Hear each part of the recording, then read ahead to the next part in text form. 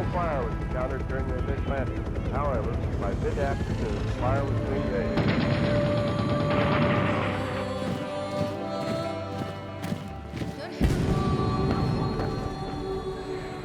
Our world is at war. The battlefield today belongs to the sniper, the tank, the bomb, the bullet, and we seek ever more inventive means of mutual destruction.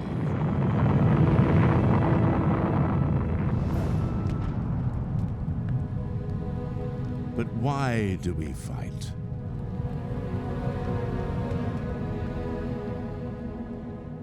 It is a question asked by every culture and by every generation. For our world has always been at war. Through the millennia of human existence, we have fought for land and wealth, for love and revenge, to liberate and to oppress, to save allies and to punish enemies. We have fought and fought again. War is an intense period of struggle, so it's also therefore an intense period of cultural definition. War allows you to see the ethical priorities of a culture that's created it. How do we cope with people we've captured? What do we do if we lose? Who do we go to war against? Society's stories of war tell us what values they hold dear and that they maintain through warfare. They're a way of incorporating unpredictable forces into a belief system that help people to make sense of things that they couldn't prevent or predict. In a society's representation of war, it represents what it thinks of itself, what its ideals are. It determines what values the culture holds dear. Whether by choice or necessity, war has been a constant in human history, and all civilizations have had to grapple with the questions it raises. The stories we tell of war, the justifications we find for violence, and the condolences we seek for loss all reveal something about our values as individuals and as societies.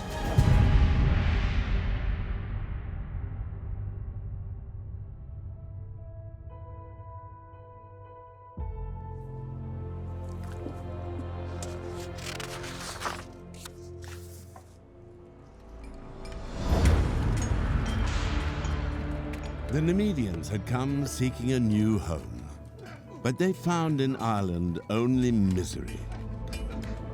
For they were enslaved by the Fomorians, cruel ogres renowned for their greed. Chief among these terrors were the two strongest and ugliest ogres, Mork and his brother Conan.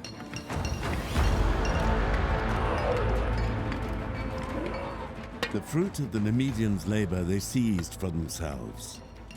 But the Nemedians had not come so far to be slaves forever. One man stood against their foe. Fergus Redside was his name. He was the son of the great hero Nemed himself. He stirred rebellion among the huts and shacks of the Nemedian villagers. No longer would they bear the oppression of Conan and Mork. They wearied of their servitude. They readied themselves for war. The story of the Nemedians and their oppression by the Fomorians is told in the Celtic Book of Invasions. Compiled around the 11th century, the book charts the history of Ireland from creation through to the Middle Ages. It tells the stories of 5 mythical tribes who invaded Ireland one by one before the final arrival of the Gaelic people and the establishment of a Christian kingdom. Origin stories such as this are common. Almost every civilization thinks it is special and develops a myth of its beginnings to prove it.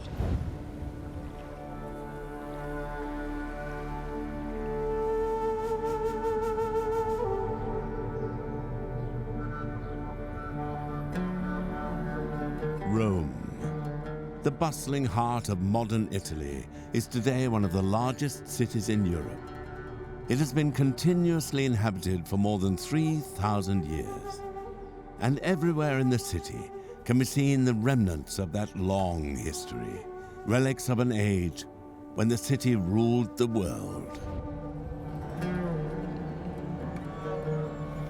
By the 2nd century, almost 100 million people lived under Roman rule, a fifth of the world's population at the time. Rome's power stretched from the north of Britain to Egypt in the south, from Spain in the west to the Persian Gulf in the east. The image is famous to this day, a she-wolf suckling 2 infant boys as if they were her own.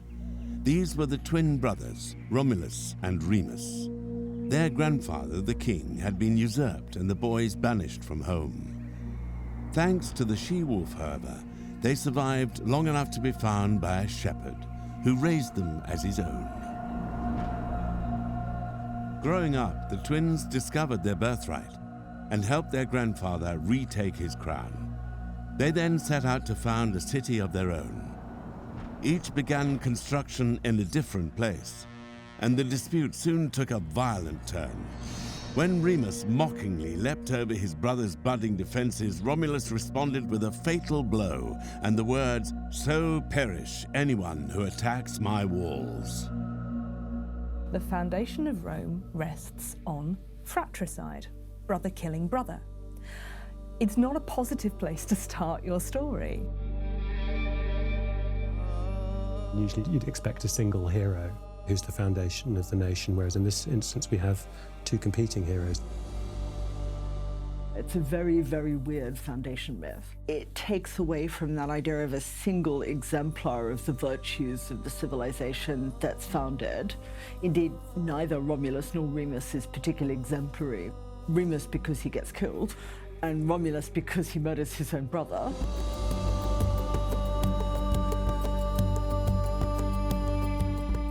The tale troubled and intrigued the Romans, especially as it was regarded not as myth, but as history, and history that could be seen and touched. The temple of Jupiter Stator by the Forum was said to have been founded by Romulus himself.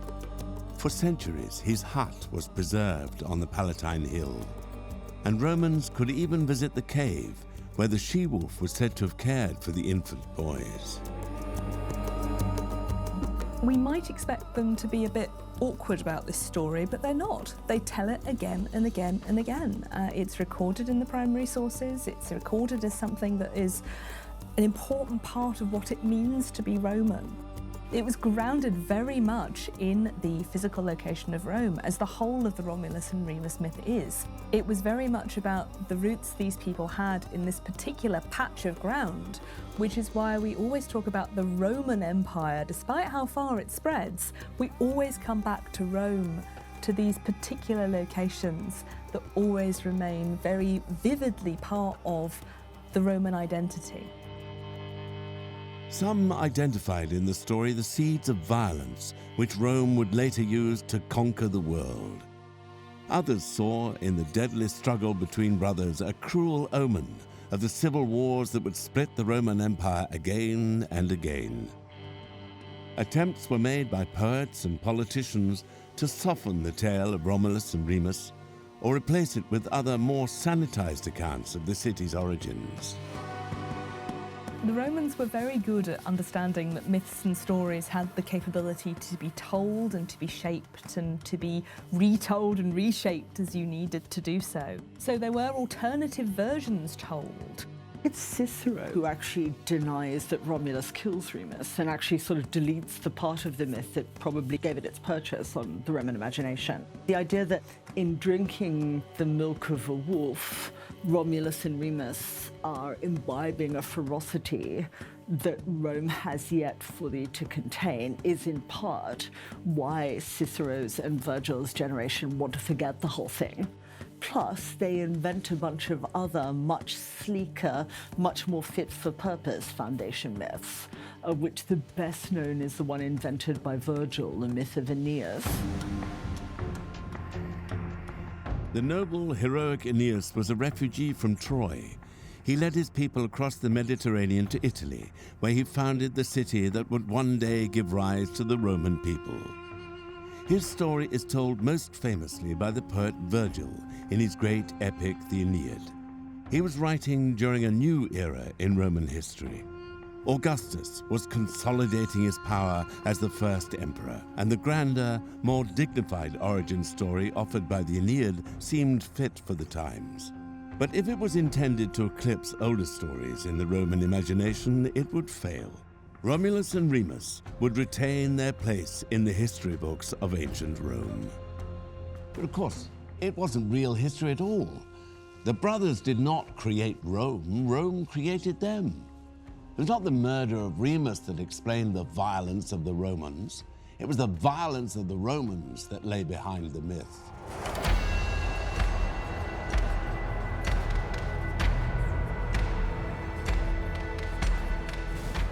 Military life goes through all aspects of Roman society. The Roman army is conscript. It's not a volunteer professional force. And that means that you have a very high proportion of people in Rome, broadly speaking, who either will have been in the army or will have relatives who have been in the army. So there's a knowledge and a familiarity with military matters that is very deeply embedded in everyday life and everyday activity. He does one really interesting thing that's very important for Roman ideas of the self and the relation between the individual and the city. And that is, he's killed by Romulus. So the point of the story then becomes, even my brother is less important to me than defending Rome. It's Rome above all.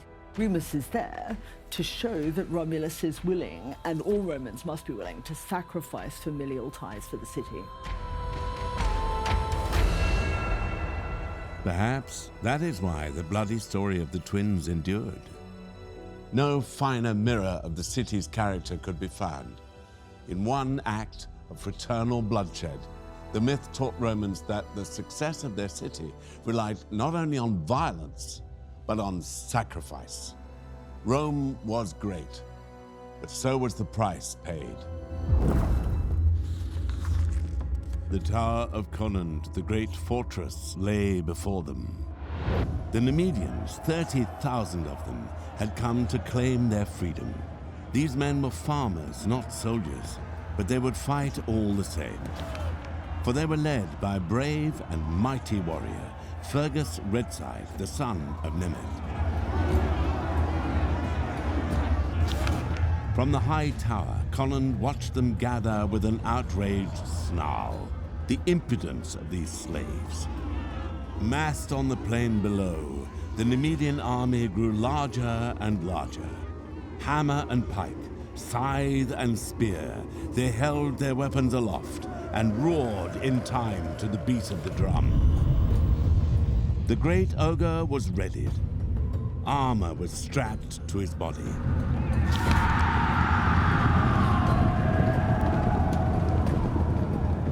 The men raised their swords.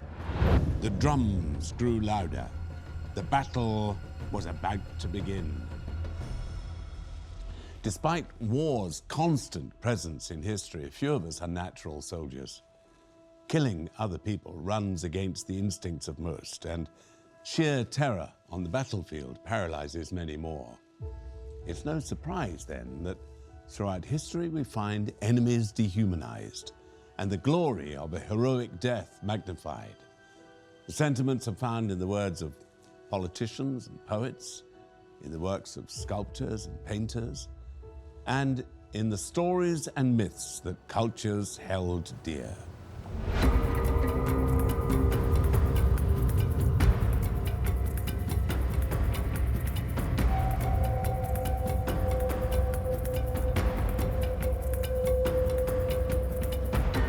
The frozen north is no place for the faint-hearted. Its winters are long and dark. It is a land of sheer cliffs and deep fjords, of rock and ice. To live in such a place is to battle against the elements, and such extremes of nature perhaps produce extremes of man. The Norse lived in Scandinavia between the 8th and 11th centuries.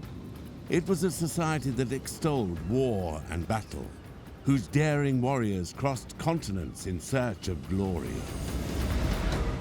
What lay behind their success was a mastery of sailing. In 793, the Norse launched a raid on Lindisfarne, a sacred island off the northeast coast of England. The monastery there was looted and its inhabitants slaughtered. The age of the Vikings had begun.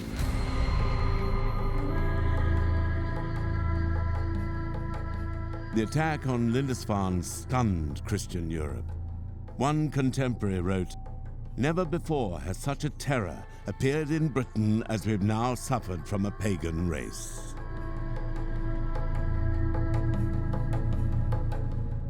I think there were two quite important factors about the Norse that made them appear genuinely shocking. And that was that they arrived in boats, they struck somewhere quickly, and they moved on, and there was no way of knowing where they would go next. And also, there's the whole culture clash. You can't say that the Vikings and the Norse ever raided because they were thinking about religious differences. But from the point of view of the Anglo-Saxons, those religious differences mattered a lot. Stories of the brave and barbarous Vikings spread quickly. Most feared among their warriors were the berserkers. These shock troops fought in a trance-like fury and seemed to experience no pain or fear. But if this was a culture that glorified war, then all parts of Norse society, women included, played a role. Girls were often given warlike names. Gunhild, for instance, was a popular choice, and literally meant war battle. In time, of course, they were expected to raise strong future warriors themselves. And any deformed babies were to be abandoned in the elements to die. One thing they did not do was fight. They were not trained as warriors, as men were. According to mythology, however, there was still a female presence on the battlefield, and they had the most important job of all.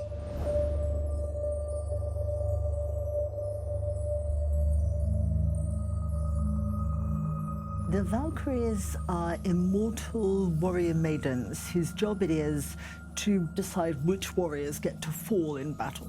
They were then tasked with taking the souls of the dead warriors to Valhalla, which is in effect the afterlife, presided over by the god Odin.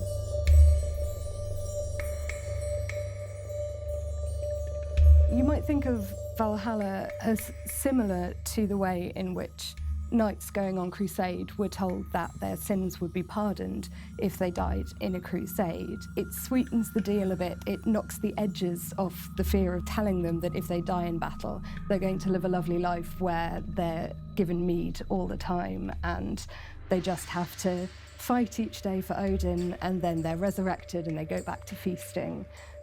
It makes the idea of dying in battle seem less terrible.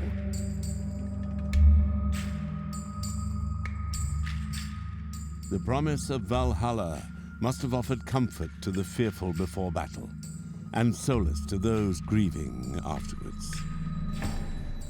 Death on the battlefield was recast as a mirror of birth, and just as it was women who once brought men into the world, so it was females who carried them into the next. The gender of the Valkyries is often bound up in the roles that they perform in the myths. So in Valhalla, when they're bringing the mead cup round to the warriors, this is very much the role of the noble woman in society as well. It's what the hostess would do at a great feast or a gathering in a king or a lord's hall. Fate figures are nearly always female in all European mythologies. There is an unbelievably creepy Valkyrie moment in Njal's saga, where you actually see the Valkyries weaving with men's intestines and using men's severed skulls as weights. Instead of the tools of the trade, they have a shuttle that is a spearhead, and they beat the wall with a sword rather than the standard wooden tool that they'd use. Weaving is normally a virtuous thing for householders to do, but these women are weaving with guts and heads. So they're doing something that's on the one hand really uber feminine, but on the other hand is a creepy, inverted version of it. Stories of war and the Valkyries are found throughout Norse mythology. The gods constantly fought amongst themselves and against their rivals, the giant and monstrous Jötnar. But were the Norse as belligerent a people as we often think? Is their reputation for violent banditry, which remains to this day a fair one? Were they all Vikings?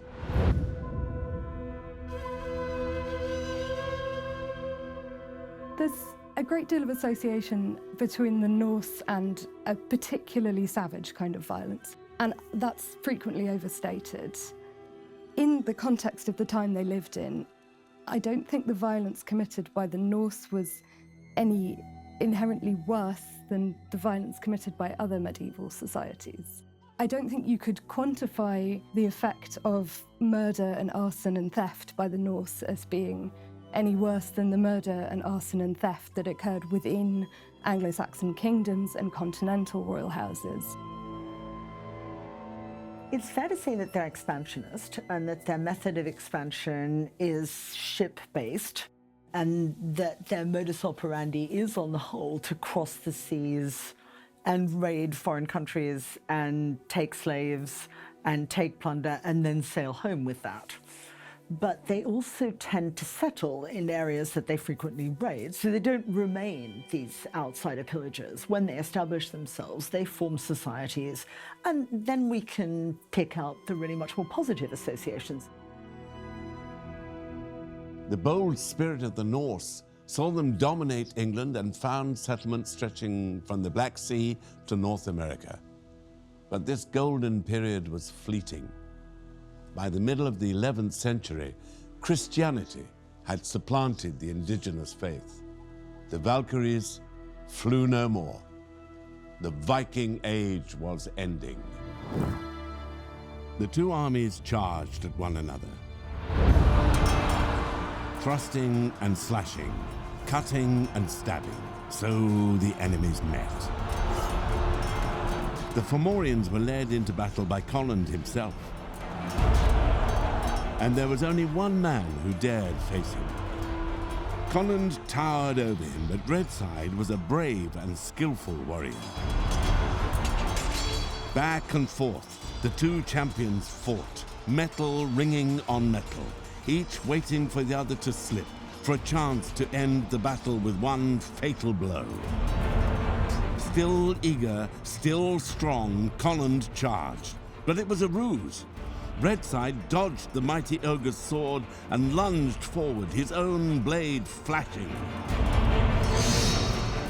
The great ogre roared out in pain before collapsing to the ground with a mighty thud. Conland had fallen.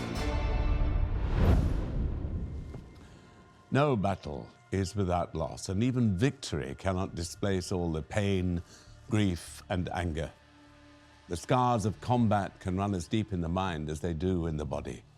And the greatest stories of war know this.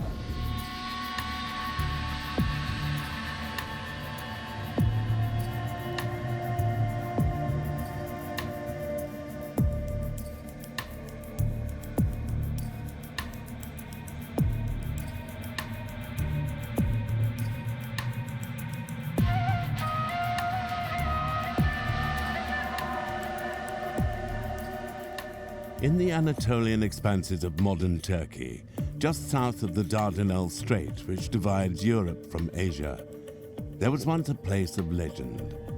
A mighty fortress overlooking the plains, a city of wealth and beauty. The remnants of its thick walls are now shrouded beneath the earth.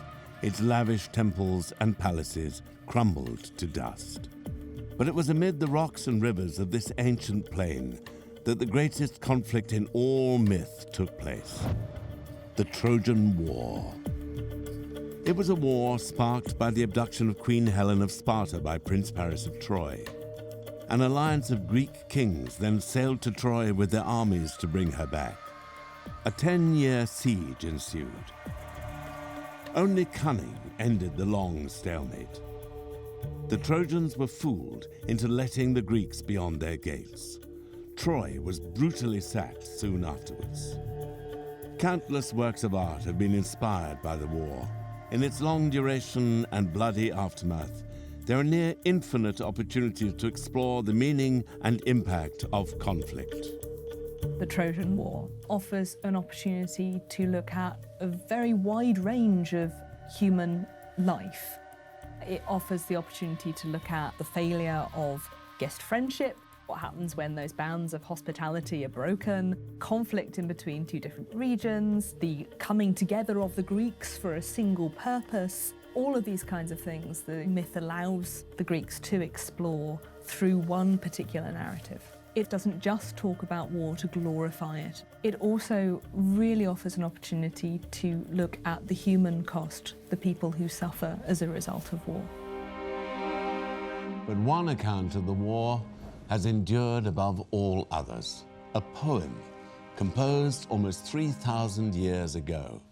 Alexander the Great conquered the world with a copy at his side, and soldiers and civilians alike have for centuries looked to it for a better understanding of war in their own times. That poem is the ancient Greek epic, the Iliad. Said to be the work of an author known as Homer, the written version of the poem dates to the 8th century BC. Its roots, however, are older still, in an oral tradition which stretches back hundreds of years more. The Iliad does not focus on the end of the Trojan War, nor on its beginnings. Instead, it tells one short episode during the last year of the conflict. Homer makes monsters of neither Trojans nor Greeks. The poet instead grants equal dignity to the soldier far from home and the civilian trapped in theirs.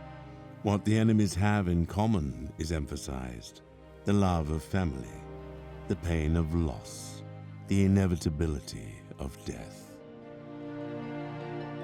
One lovely example of a moment of emotional connection with the family is the Trojan hero Hector in the Iliad, who puts on his helmet and then goes to kiss his wife, Andromache, goodbye. She's with his little boy, who's only a tiny child, and the little boy looks at Hector in his helmet and he starts to cry. He doesn't recognize his father because he's wearing this great helmet, and Hector starts to laugh and throws the little boy up in the air and passes him back to his wife. But it's a lovely, affectionate moment. This lovely little domestic detail that humanizes him and makes it clear that he's fighting in the most literal possible way, not just for his city as a political entity, but for his family in its extraordinary vulnerability. You could read the epic as being about the unreasonableness of war, the pettiness of war, and therefore the human need to rise above that, to try and remain human and humane within that struggle.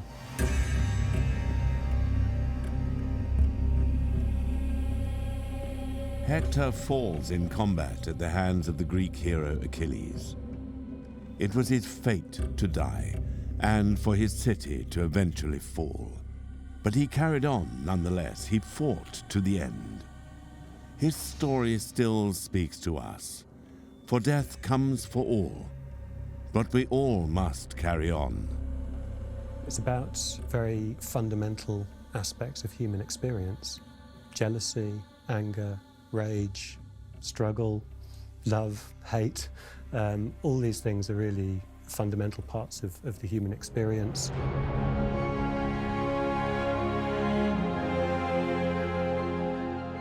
Every generation that has read the poem has repurposed its characters and events for their own times. After the fall of Rome, however, Homer's text was lost to Western Europe for centuries. But after rediscovery during the Renaissance, the Iliad went on to become a foundation stone of Western literature. It continues to shape our thoughts about war to this day. For though in many ways combat has changed beyond recognition, the Iliad captures something unchanging about war.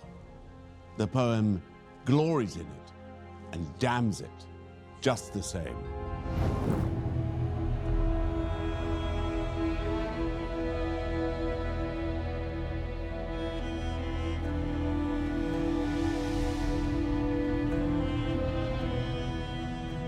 It is a city with many names. First, it was Byzantium. Later, it became Constantinople. But to many, it was just the city. And though we may not recognize it, that is how we know it to this day. For Istanbul is derived from the Greek words "estin polin," meaning to the city. That city was once the largest and wealthiest in Europe, and a holy place of Christianity. In 1453, however, it fell to the invading forces of the Ottoman Empire. The Ottoman Empire was the superpower of its day, an expansionist and aggressive one at that. It was just assumed that nowhere Christian could really fall to Islam.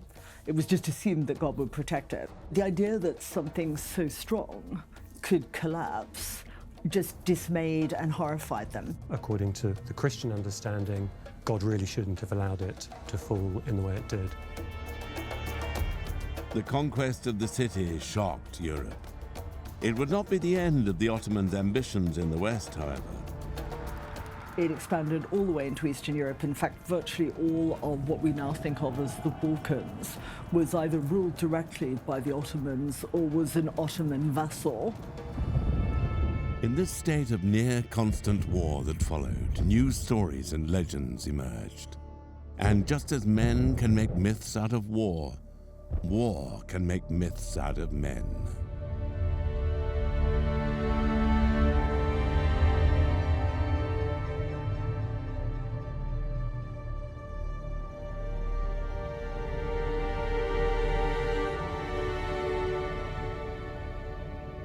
Wallachia was a small principality in what is modern-day Romania. To the north stretched the Transylvanian Alps. To the south lay the mighty Danube River. This was the land that Prince Vlad Dracula called home. Between 1448 and 1476, he ruled Wallachia on 3 separate occasions. All these reigns were brief, but his fame has become immortal nevertheless. He was the inspiration behind Bram Stoker's legendary vampire Dracula.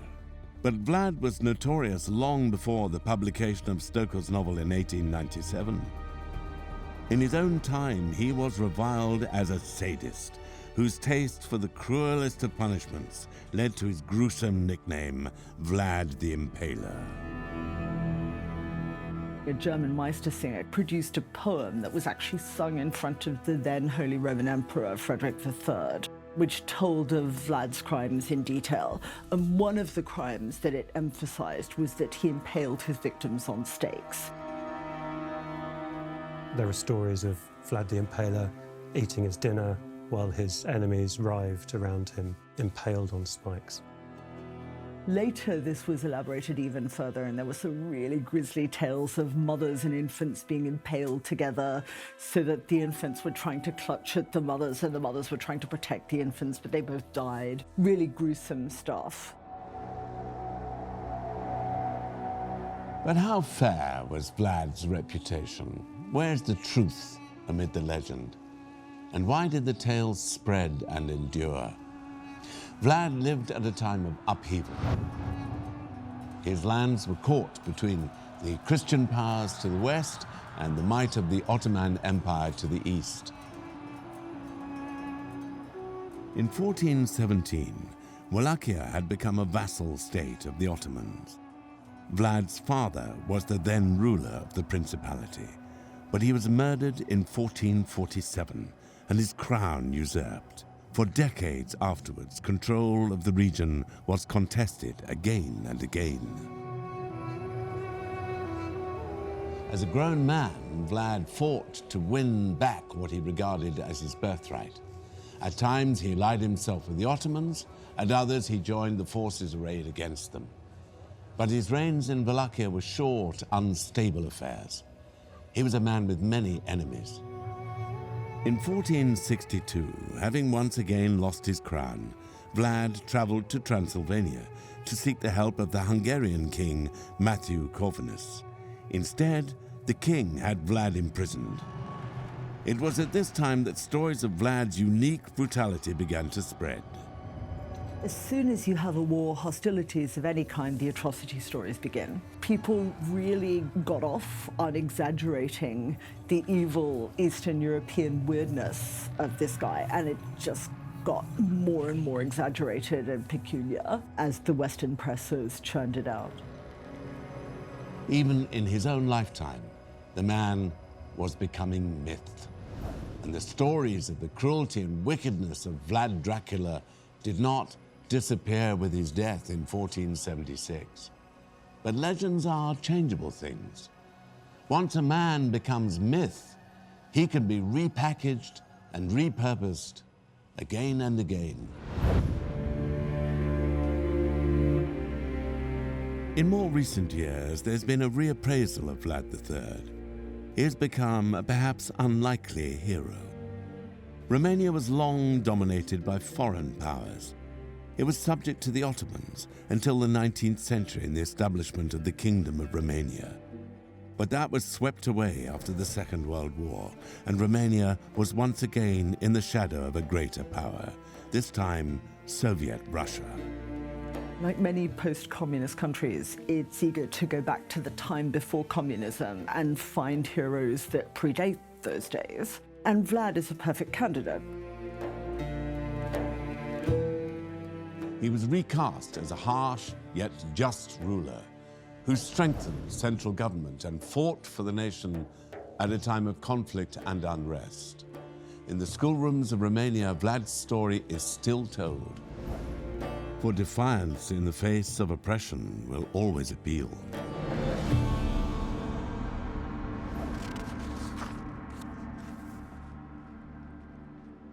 The battle was over. The Nemedians celebrated. It was Fergus Redside who had triumphed, but few in his army had escaped the battle with the Fomorians unharmed. And as they tended to the wounded, a dread sound echoed across the island. It came from the sea. A fleet of ships cut through the waves towards them. It was another Fomorian army. Mork, brother of the defeated Colin, was already come for revenge. With a cry, Redside rallied his weary men. They charged the beach to fight once more.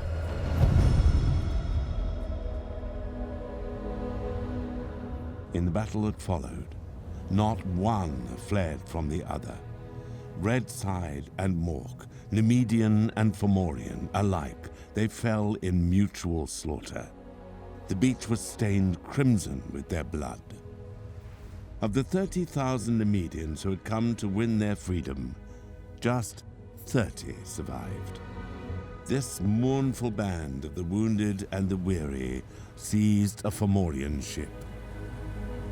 They sailed away, far from Ireland and far away from the cruelty of the Fomorians. The defeat of the Nemedians in the Celtic Book of Invasions paves the way for the arrival of the Irish people themselves. The book made war a part of their origins, of their identity as a people, as it was for so many others. From the time of the Romans to that of the Norse, from the golden age of ancient Greece through to this very day, the character of individuals and of nations has been shaped by myths of war. They can tell us where we've come from and where we go after death. They tell us what makes us different from others and what we have in common. They tell us what we cherish, what we deplore, what we aspire to, and what we fear. They tell us who we are. The weapons of war have changed down the centuries. And though battles on the field may look different today, the battles within us remain much the same.